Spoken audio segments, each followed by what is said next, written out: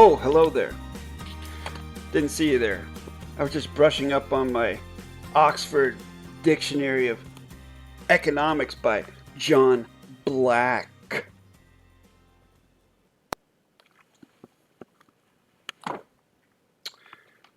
Welcome to this comments video. First, I would like to say I do have a free mini webinar coming up here on Friday, April 24th, 2026. If you want more details on that, you can check out the other videos on my YouTube channel. And also, at the end of this video, near the end of this video, I will be addressing some comments regarding the free webinar coming up on Friday, which today is Wednesday, April 22nd, so it's just a couple days away. Hope you got your coffee. I have mine right here. Look at that, Fort Morgan, Alabama. That's a nice bastion fort, star fort over there. If you haven't seen my video about Fort Pickens, Florida, where I actually went to the location and shot a video about it, you can find a link to that hopefully up here somewhere and go watch that. I made it a few years ago. Alright, so let's get to it. First comment comes from longtime viewer Quadruple A, and they say, have you ever noticed that when speaking to people about these devices being used as babysitting tools, meaning electronic devices, people look at you as if you are the weird one? Yes, and I would have to guess, Quadruple A, that the people that are looking at you like you're weird are young people. And by young, I mean I'm 54 years of age, and even parents in their 20s or even early 30s. That's how they raise their children, with electronic devices sitting in front of them. So when you do things different than the majority of people, then of course you're looked at like you're weird. I mean, try telling a stranger about correct sentence structure, communication, parsing, syntax, grammar, and let me tell you, the weird looks will exponentially multiply. Thanks for the comment. Next comment comes from someone named Chirothaka. And they say N-O, or they say no in noun is not a prefix. Noun contains a what? Is that how you spell diphthong? Have I been doing it wrong all these years? Let's find out. D-I-P-H-T-H-O-N-G. And how did the person who commented spell it? They spell it D-I-P-H-T-O-N-G. Diphthong. Well, I don't know what that is. So either they misspelled it or they're talking about something that I have no clue what it is. Interesting, though, that they've made such an egregious error right off the bat in their comment. Either English is not their first language and they probably shouldn't be talking about it like this as if they know something, or they're just not a very good speller and don't know how to use spell check. No doesn't mean no. Every language either. Oh, wow. I can see. Okay. Individual talking about language, but with error after error. That kind of reminds me of DAVID-WYNN Miller's book, actually. But anyways, no as a prefix, sure, but not all words that starts with no. But not all words that starts with no have prefixes. U and V are the same letter historically. Latin. Noun in English comes from Norse. Navin and noun namen is the same word, pronounced equally, written differently. Names are labels we put on thing in order. We put on thing in order to be able to unify on words meaning. In order to be able to unify on words meaning, so we can communicate. Hope this helps. How many languages do you speak? I can answer that. I speak English, plain simple English, fluently. I speak a little bit of Spanish, enough to be able to communicate if I was in an all Spanish speaking domain, a very little bit of Russian, not enough probably, well actually I would be able to communicate but not as good as Spanish, and a little bit of Portuguese, and a very, very small smattering of Mandarin. So fluently, 1. Semi-fluently, 2. For the meaning of this claim is with the clarification of my claim with the gratitude by this PER-Christian, and then a heart. Interesting that they put the heart there. So my kuleana to this individual is this. To begin, at the bottom of your message, you say, hope this helps. Do you think I need your help? Which is a very good question with regards to the psychology of correct sentence structure, communication, parse, syntax, grammar. People who have watched this channel and the over 1,300 free videos here know that it's very important to be careful about trespassing on someone else. Just to assume that a complete stranger needs your help in a scenario like this is incorrect in the context of correct sentence structure, communication, parse, syntax, grammar, because one does not have a position to do that. If one had a position to do that, if one had credentials to do that, then maybe in this domain, in a comments field, maybe you could offer help instead of just giving it, like forcing it on someone. Now, here's the thing though. This individual clearly shows in their comment that they're not very good at plain simple English. There's misspellings, the plurality and singularity of the words is the semantics are messed up.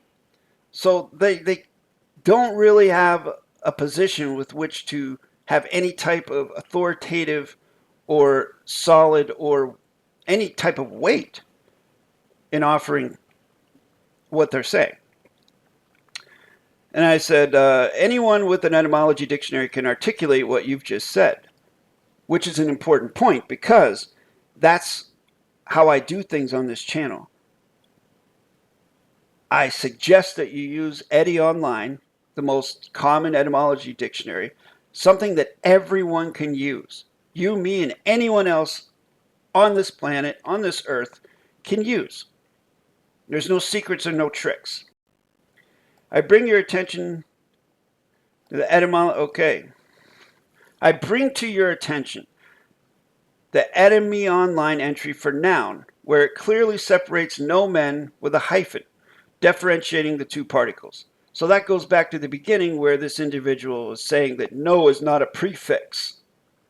Well, that may be true, but it is separated. It is a particle. That's what parse is.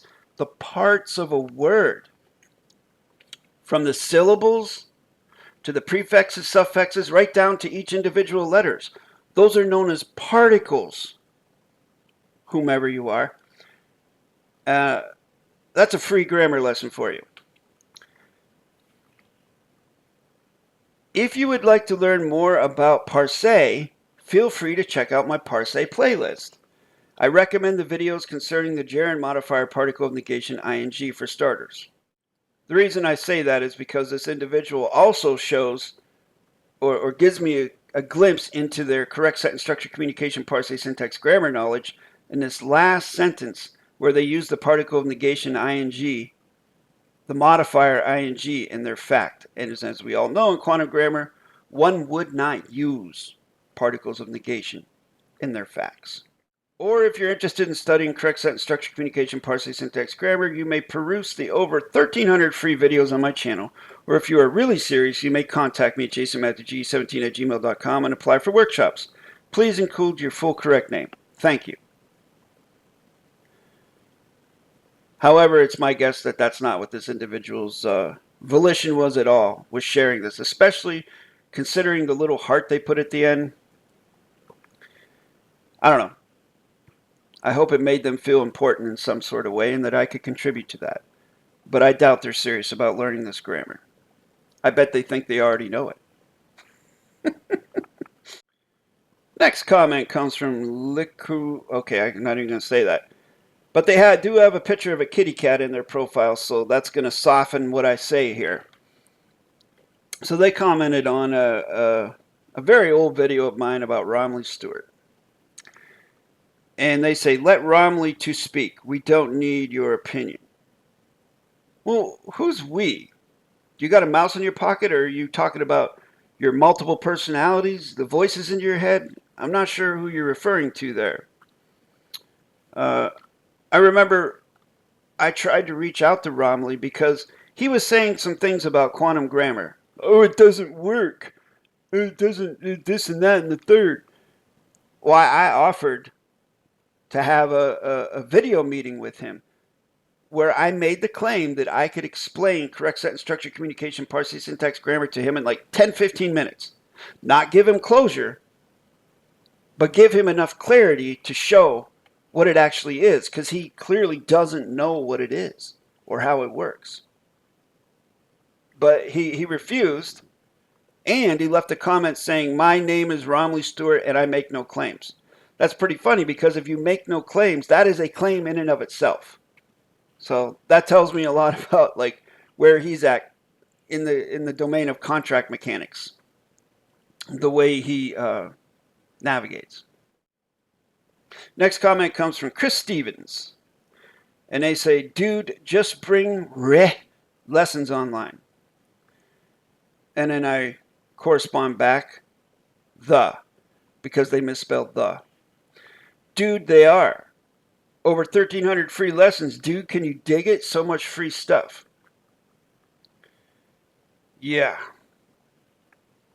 Folks like that, all I can do is really just wish them, good fortune, and that hopefully maybe in the next lifetime they'll get it.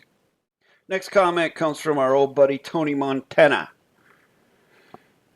And they say, hi, my name is ... 2511. I live in... We've met minds, but not mano et mano yet. I will be in touch. Busy surviving natural life. I struggle with Zoom and face calls, etc., but I can do it in some way if needed. I just never put my face on TV or cameras unless my middle finger is in the frame. As I read a lot of White Fang books when young, and the North American Indian people didn't like that. They say, and I've come to believe them, every time a camera snaps, a chart of their soul is taken. Kind of sympathetic to them for that. And then I say, you're welcome to sign up and we'll go from there. By the way, I find it fascinating that some folks worry about losing a soul when they probably don't know what it is and definitely can't prove it exists. It reminds me of those gung fu masters who claim to be able to use chi to stop an opponent and then get their asses kicked in a real situation. And then Tony says, LOL, to Jedi or not to... Oh, to Jedi or not to Jedi. Yes, you can't buy or sell one either. I prefer Shaolin soccer myself. I shall endeavor to do that. And then I say, bro, your comments are a highlight reel of freshness to me. Because really, no one else in this comments field writes comments like this guy. They're highly entertaining to me because I know, first of all, I know Tony's volition is pure. I mean, I know it's their way of communicating. So who am I to tell someone else how to communicate?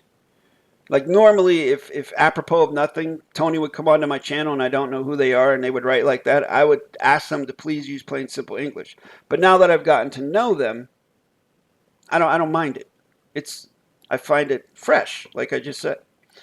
And then Tony says, only because I know what you're on about, have been through a lot, and I'm prepared to discuss things honestly. Pity the rest of the world can't achieve that. Thank you. I think you're doing this free is quite admirable. I've been annoying Russell of late. I need to reel my neck in a tad, but to be honest, I don't really think he's answering his own comments. As a footnote to that, Tony, I don't know for sure either, but my guess is along your guess.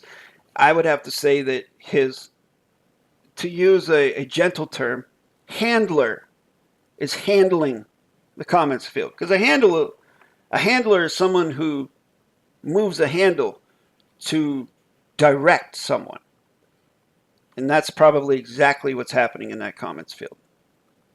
I actually don't think the guy has anything to do with his social media accounts. Personally, I can't prove it, but that's my guess.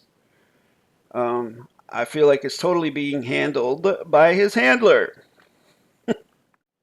And the final comment, which has to do with the webinar, is from Tony, and they say 5 p.m. here, 12 p.m. there, because the scheduled now space continuum location for the free webinar is April 24th at 1200 hours Eastern Standard Continuum, Eastern Standard Time, Detroit time, and that would be 12 p.m.